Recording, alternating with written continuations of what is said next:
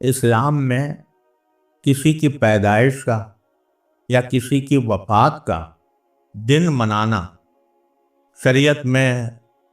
مطلوب ہوتا تو اس دن سے زیادہ کوئی اور دن اس بات کا مستحق نہیں تھا کہ اس کو عید کے طور پر منایا جائے۔ لیکن اسلام میں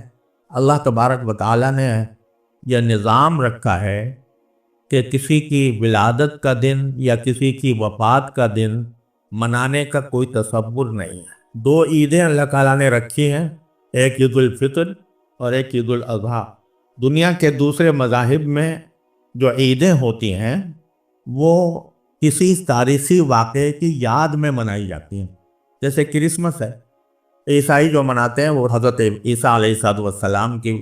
پیدائش کا جو دن سمجھتے ہیں اس کو عید مناتے ہیں۔ لیکن اللہ تعالیٰ نے جو دو عیدیں مقرر فرمائیں ان میں سے کوئی بھی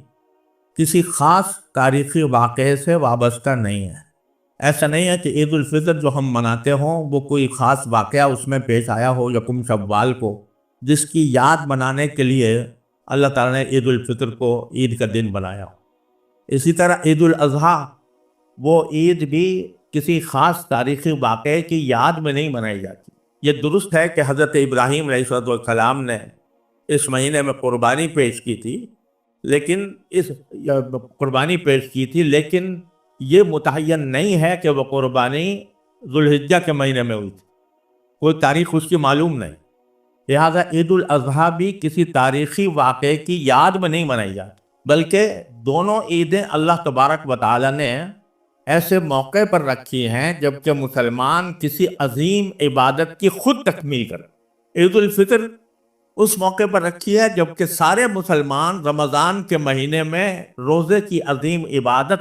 انجام دے کر فارغ ہوتے ہیں، تو اللہ تعالیٰ فرماتے ہیں کہ اب عید مناؤ کیونکہ تم نے میرے حکم کے مطابق یہ مہینہ روزے رکھ کر رات کو میرے حضور کھڑے ہو کر تم نے گزارا ہے، لہٰذا اب تم خود مستحق ہو کہ اس دن میں تم عید مناؤ۔ اسی طرح عید الاضحیٰ ایک ایسے موقع پر اللہ تعالیٰ نے رکھی ہے جب مسلمان ایک دوسری عبادت کی تکمیل کیا کرتے ہیں، خود تکمیل کرتے ہیں، اور وہ ہے حج کی عبادت۔ 9 ذوالحجہ کو عرفے کا دن ہوتا ہے، اس دن حج کا سب سے بڑا رکن وقوف عرفات ادا کیا جاتا ہے، اور 10 تاریخ کو سارے حج کے ارکان کی تکمیل ہو جاتی ہے۔ اس وقت فرمایا کہ اب عید مناؤ۔ تو دونوں موقع ایسے ہیں جس میں مسلمان خود اپنے عمل سے کوئی ایسا کام کرتے ہیں جو اللہ تعالیٰ کی خوشنودی کا سبب ہوتا ہے، تو اس کام کی تکمیل پر اللہ تعالیٰ نے عید منانے کا حکم دیا، عید الفطر میں بھی اور عید الاضحیٰ میں بھی۔ لیکن کسی واقعے کی یادگار کے طور پر عید منانے کا تصور اصل میں اسلام میں نہیں ہے، اور اس کی واضح دلیل یہ ہے کہ حضور نبی کریم سرورت عالم صلی اللہ علیہ وسلم کی ولادت کا دن، میں نے ابھی عرض کیا کہ مورخین کے نزدیک اس میں اختلاف ہے کہ 9 ربیع الاول تھی یا 12 ربیع الاول تھی، اور خلفائے راشدین رضی اللہ تعالیٰ عنہ مجمعین ان کا زمانہ گزرا، صحابہ کرام جو نبی کریم صلی اللہ علیہ وسلم کی ایک آواز پر اپنے جانیں قربان کرنے کے لیے تیار رہتے تھے، ان کے سامنے ربیع الاول کا مہینہ ہمیشہ ہر سال آتا تھا۔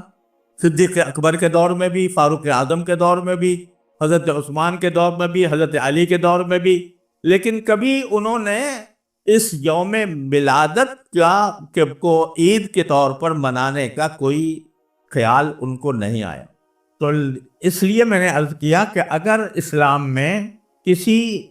شخص کی ولادت یا وفات کا دن منانے کا کوئی تصور ہوتا تو سرکار دو عالم صلی اللہ علیہ وسلم کی ولادت کے دن سے بڑھ کر کوئی اور دن اس کے لائق نہیں تھا، لیکن چونکہ تصور نہیں ہے اس لیے صحابہ کرام نے اس طرح کا اہتمام نہیں کیا۔ ہمارے ملک میں اور بلکہ عالم اسلام کے بیشتر خطوں میں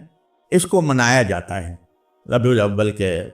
دن کو، خاص طور پر 12 ربیع الاول کو، یہ سمجھا جاتا ہے کہ وہ آپ کا یوم ولادت ہے، اس لیے اس کو باقاعدہ عید کی شکل میں مناتے ہیں۔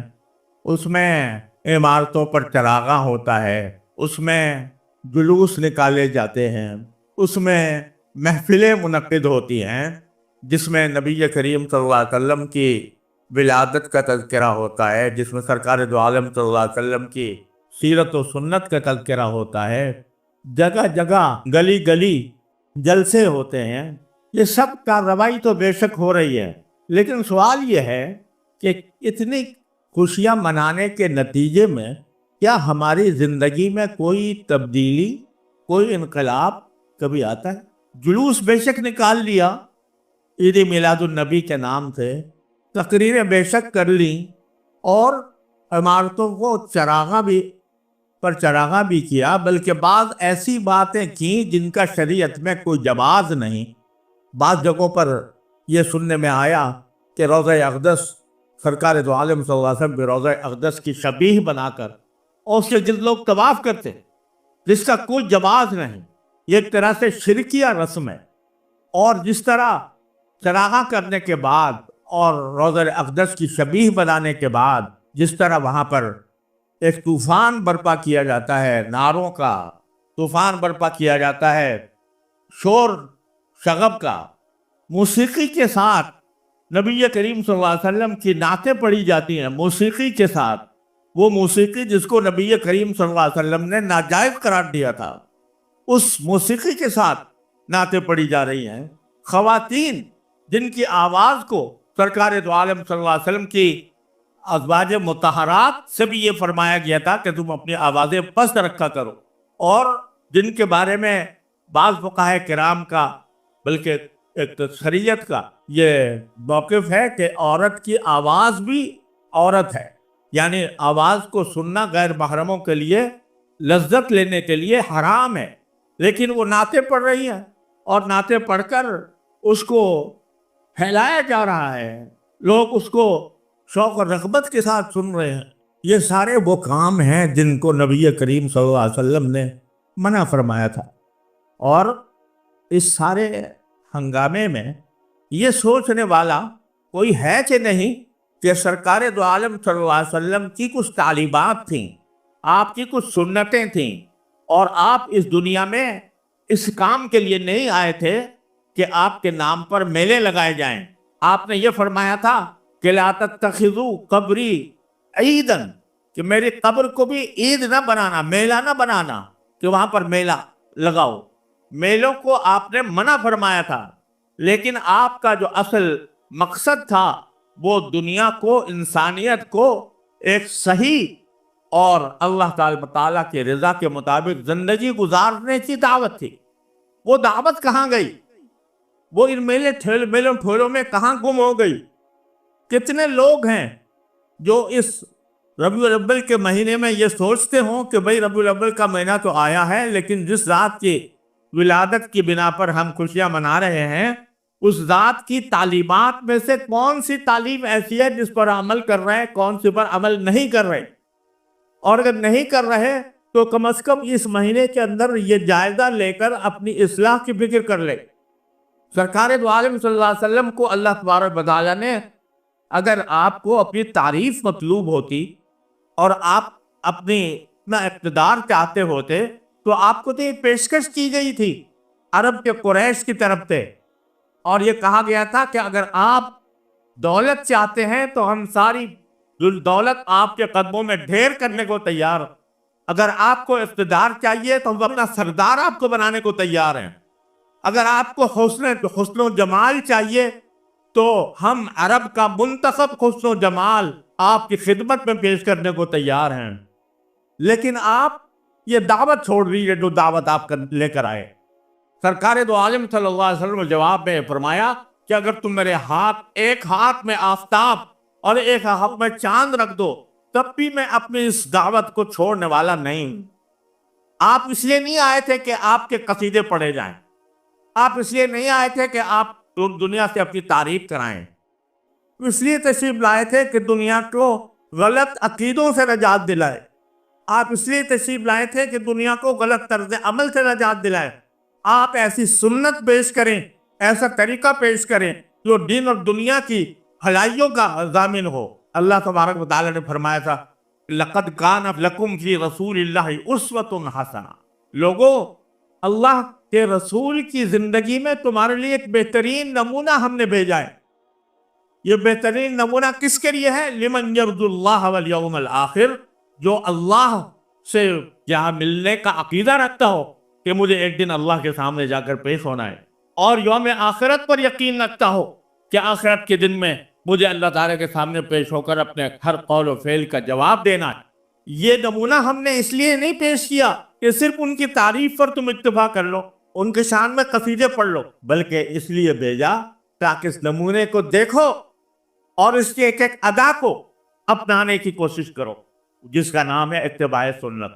تو اصل چیز، اصل مقصود ہونا یہ چاہیے کہ جب یہ ربیع الاول کا مہینہ آئے اور سرکار دو عالم صلی اللہ علیہ وسلم کی ولادت کا جو عظیم الشان اور جلیل القدر واقعہ یاد آئے، تو انسان اپنا جائزہ لے اور یہ دیکھے کہ میں سرکار دو عالم صلی اللہ علیہ وسلم کی سنت پر کس طرح کتنا عمل کر رہا ہوں۔ سرکار دو عالم صلی اللہ علیہ وسلم کی سنتوں کو اتباع کے لیے اللہ نے حکم دیا ہے، قل ان کنتم تحبون اللہ فاتبعونی۔ اللہ تعالیٰ نے حضور اقدس صلی اللہ علیہ وسلم سے فرمایا کہ اگر تم اللہ سے محبت رکھتے ہو واقعتاً، تو اس محبت کا تقاضا یہ ہے کہ فاتبعونی، میری پیروی کرو، میری اتباع کرو، یحببکم اللہ۔ اس اتباع کے نتیجے میں اللہ تعالیٰ تم سے محبت کرے گا۔ تم کیا محبت کرو گے اللہ سے، لیکن تمہاری محبت کا مظاہرہ اس طرح ہونا چاہیے کہ تم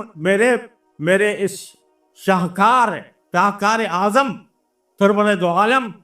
صلی اللہ علیہ وسلم کو دیکھ کر، آپ کی ادائیں دیکھ کر، آپ کے طریقے دیکھ کر اپنی زندگی کے اندر ان کو اپناؤ گے، تم سے اللہ محبت کرے گا۔